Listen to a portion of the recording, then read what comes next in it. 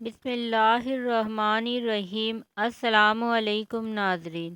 کیا ماہ سفر بلاؤں کا مہینہ ہے؟ شب و روز مصائب و مشکلات نہیں لاتے، کسی مہینہ کی آمد کی وجہ سے مصیبت نہیں آتی، بلکہ حقیقت کی نظر سے دیکھا جائے تو ہماری بدعمالیاں ہی ان بلاؤں کا سبب ہوتی ہے۔ اللہ تعالیٰ فرماتا ہے وَمَا أَصَابَكُم مِّن مُّصِیبَةٍ فَبِمَا کَسَبَتْ أَیْدِیکُمْ وَیَعْفُو عَن کَثِیرٍ، اور تمہیں جو مصیبت پہنچی وہ اس کے سبب سے ہے جو تمہارے ہاتھوں نے کمایا، اور بہت کچھ تو معاف فرما دیتا ہے۔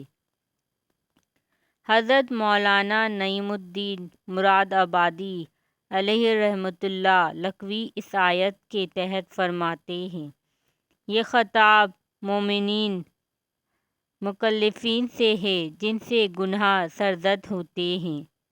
مراد یہ ہے کہ دنیا میں جو تکلیفیں اور مصیبتیں مومنین کو پہنچتی ہے، اکثر ان کا سبب ان کے گناہ ہوتے ہیں۔